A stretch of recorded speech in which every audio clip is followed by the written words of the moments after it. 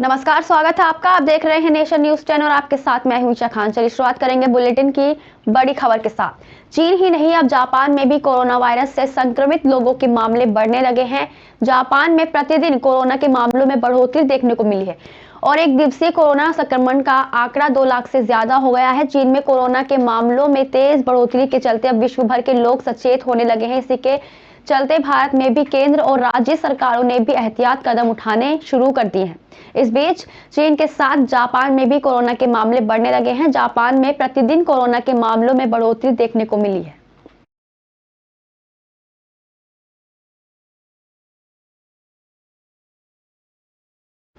बिजनौर में क्षेत्राधिकारी धामपुर ने पैदल गश्त किया और लोगों को सुरक्षा का एहसास कराया। थाने से शुरू होकर पैदल गश्त मुख्य मार्गों से होते हुए गुजरा।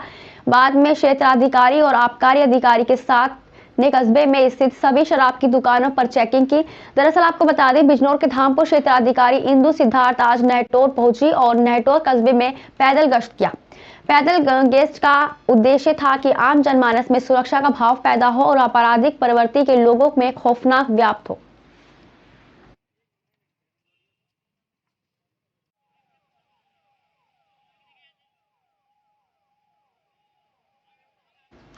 बिजनौर के धामपुर में शिखर शिशु सदन सीनियर सेकेंडरी स्कूल में जिले के सभी विद्यालयों के प्रधानाचार्य की बैठक संपन्न हुई। बैठक में अधिकांश जिले के सभी सीबीएसई बोर्ड के विद्यालय की प्रधानाचार्य ने बढ़ चढ़कर हिस्सा लिया और विद्यालय में शिक्षा ग्रहण कर रहे बच्चों की समस्याओं सहित कई मुद्दों पर विस्तार से चर्चा की। दरअसल आपको बता दें, स्कूल में जिले के सभी स्कूल के प्रधानाचार्य की बैठक का आयोजन हुआ। जिले के सभी विद्यालयों में शिक्षा ग्रहण कर रहे छात्र छात्राओं के उज्जवल भविष्य के लिए प्रधानाचार्य ने विशेष तौर पर चर्चा की। सर, आज मीटिंग रखी गई थी विद्यालय में शिखर शिशु सदन में, क्या उद्देश्य है सर मीटिंग का? इसका ये हमारे सहोदय की एक मीटिंग होती है। इसके अंदर हम लोग अभी प्री बोर्ड चल रहे हैं, अभी हमारे जो प्रैक्टिकल एग्ज़ाम्स आ रहे हैं, हमारे बोर्ड के एग्ज़ाम्स आ रहे हैं, पोस्ट कोविड बहुत सारी समस्या आई हैं बच्चों के साथ, उन सब के ऊपर डिस्कस करना, आपस में सहयोग करना। हम चाहते हैं कि प्री बोर्ड्स के हमारे पेपर्स आपस में एक्सचेंज हो, जो टीचर्स एक्सचेंज हो, हमारे बच्चों के अंदर किस तरीके से बदलाव आए, वो किस तरीके से कल के राष्ट्र के नए निर्माता जो हम लोग दे रहे हैं, वो केवल भारत के बारे में सोचें, भारत उनके लिए पहले हो, बाकी चीज़ें बाद में। दिल्ली एनसीआर सहित उत्तर भारत के राज्यों में कड़ाके की ठंड से अभी राहत मिलने की उम्मीद नहीं दिख रही है। साथ ही कोहरे से भी छुटकारा नहीं मिलने वाला। मौसम विभाग ने गुरुवार के लिए दिल्ली एनसीआर सहित पंजाब, हरियाणा, चंडीगढ़ और उत्तर प्रदेश में घने कोहरे की स्थिति जारी रहने की संभावना जताई है। मौसम विभाग ने बताया कि पंजाब, हरियाणा, चंडीगढ़ और उत्तर प्रदेश में घने से बहुत घने कोहरे की स्थिति जारी रहने की संभावना है। साथ ही हल्की हवा चलने की उम्मीद है।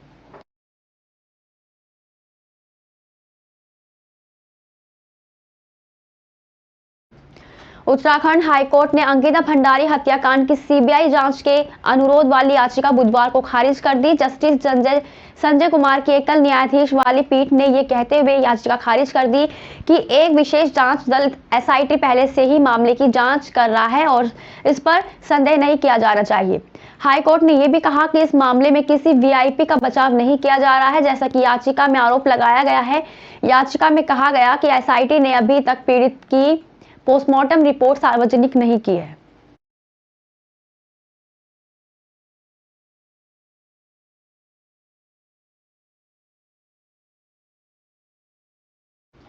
खबर लक्सर से है। श्री सीमेंट लिमिटेड लक्सर द्वारा प्रोजेक्ट नमन के तहत शहीद परिवारों को निःशुल्क सीमेंट दिया जाता है। एक शहीद परिवार के आज श्री सीमेंट लक्सर परिसर में 205 पैक सीमेंट के प्रदान किए गए। इस मौके पर शहीद की पत्नी, उनके देवर मौजूद रहे। इस शहादत को सम्मान देने के लिए विधायक लक्सर मौजूद रहे। विधायक मोहम्मद शहजाद ने कहा कि शहीदों की शहादत को नमन करते हुए शहीद परिवार को सम्मानित किया और कहा, देश शहीदों का हमेशा ऋणी रहेगा।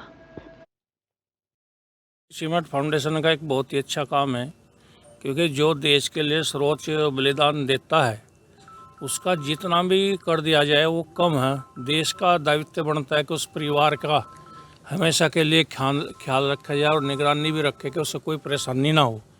तो श्री सीमेंट की बहुत ही अच्छी एक योजना है, जिसके माध्यम से जितना भी सीमेंट उसके मकान में लगेगा इंजीनियर के हिसाब से वो पूरा सीमेंट श्री सीमेंट देने का काम कर रहा।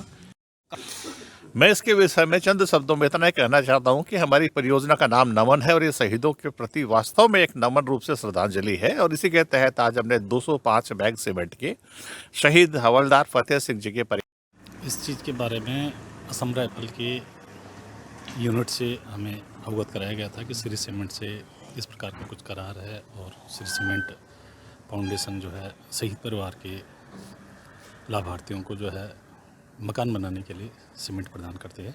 आप पेपर भेजें, पेपर भेजे थे। पेपर भेजने के बाद जो है ये सीमेंट हमको प्राप्त हो रहा है।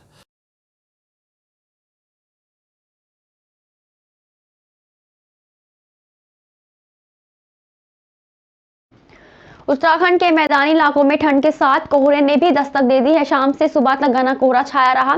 पूरे उधमसिंह नगर में सुबह से ही कोहरा छाया रहा। इस दौरान विजिबिलिटी कम होने से वाहन चालकों को गाड़ियों चलाने में काफी परेशानी का सामना करना पड़ा। लोगों को थोड़ी देर तक भी दिखाई देना मुश्किल हो रहा था।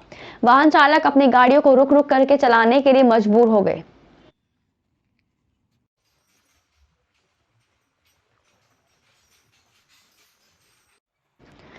केरल के त्रिशूर जिले की एक नाबालिग लड़की अब अपने बीमार पिता को अपने हिस्से का कुछ लीवर डोनेट कर सकती है। केरल हाईकोर्ट ने इसकी मंजूरी दे दी है। बता दें, कोर्ट ने लड़की की याचिका को स्वीकार करते हुए लीवर का एक हिस्सा अपने पिता को दान करने की इजाजत दे दी है।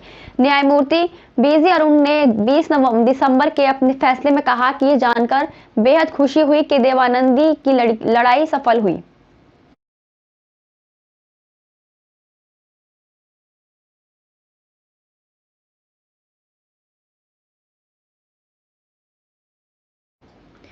खरगोन के मोहन गांव में 7 दिवसीय श्रीमद् भागवत कथा का आयोजन किया गया, जिसमें कांग्रेस के सक्रिय नेता त्रिलोक राठौर भी पहुंचे।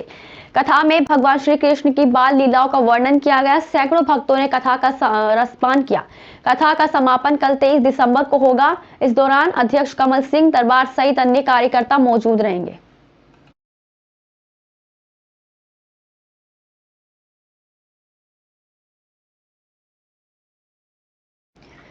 खरगोन जिले में बिस्टान लिफ्ट इरिगेशन योजना से किसानों को सिंचाई के लिए पानी नहीं मिलने पर किसानों ने नाराजगी दर्ज कराई। बुधवार को कलेक्ट्रेट पहुंचे ग्रामीणों ने शिकायत की कि योजना की पाइपलाइन हमारे खेतों से निकाली गई। करीब 300 एकड़ रकबे में पानी देने का वादा किया था, लेकिन अब निर्माण कंपनी पानी देने से इनकार कर रही है। किसानों ने मांग की है कि योजना का लाभ उन्हें भी दिया जाए, जिससे किसानों को खेती में लाभ मिल सके। हम ग्राम अगरवई से आए हैं और पानी के लिए आए। जैसे हमारे खेतों में से पाइपलाइन निकली है, लेकिन हमको लाभ नहीं मिल रहा है, इसके लिए आए हम यहाँ पर। अगरवई तो पाइपलाइन कहाँ से निकली? ये जी कहाँ से निकली? ये नर्मदा जल परियोजना 16 से। आपको उसका पानी नहीं मिल रहा। हमारे खेतों में से लाइन गई है, लेकिन सभी आदिवासी को जितने भी थे वो एक को भी पानी का मतलब लाभ नहीं मिला। हम अगरवई से हैं। हमारे गांव में से पानी निकल रहा है और हमको पानी नहीं मिल पा रहा है।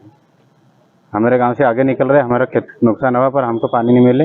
पाइपलाइन कहाँ से निकल रही? 16 से। आपके गांव में भी है पाइप? हमारे गांव में भी है, खेतों में। हमारे हाँ खेतों में भी, पर हमको नहीं मिल पा रही। तो क्या समस्या आ रही है आपको? हमको पानी चाहिए।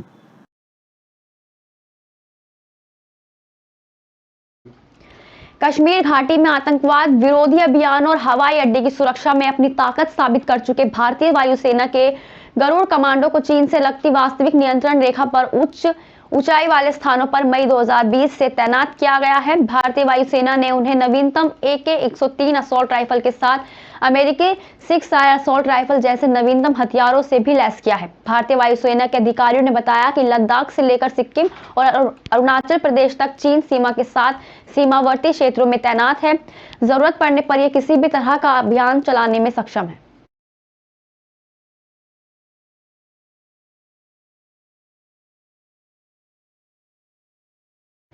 सिंगरौली जिले के सराय तहसील में EMIL mines and mineral resources limited के लोक जन सुनवाई का आयोजन ग्राम पंचायत बंधा आयोजन हुई।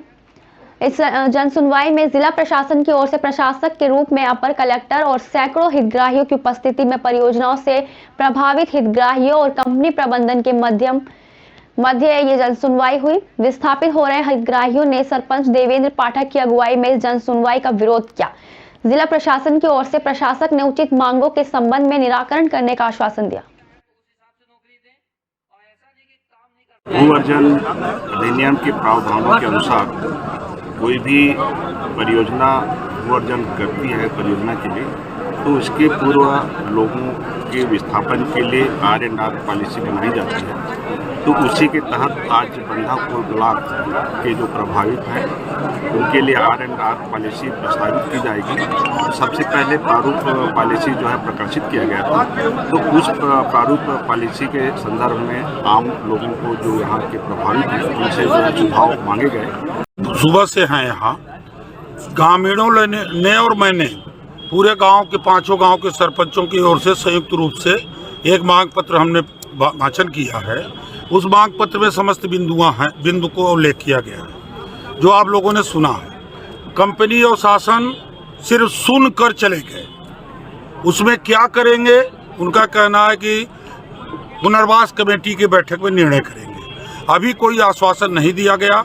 हम लोग इसी जनसुनवाई के विरोध में 2 दिन पहले भी कलेक्टर से मिले थे और हम लोगों ने इसका विरोध किया था कि यह जनसुनवाई अधूरी है।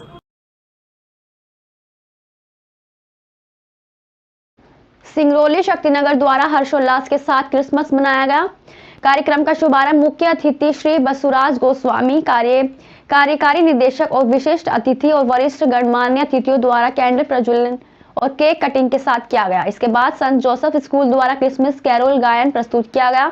फादर स्टीफन जॉय द्वारा अपने भाषण में सभी को क्रिसमस त्योहार और शांति के प्रतीक यीशु मसीह के बारे में बताया गया। All over the world, this last 2 weeks of December, the festivity reaches its top for celebration of Christmas.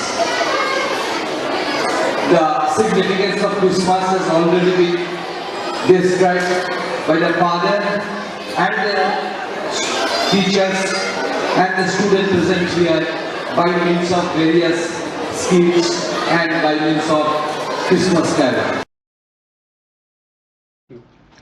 आज के लिए बस इतना ही। देखते रहिए नेशन न्यूज़ 10।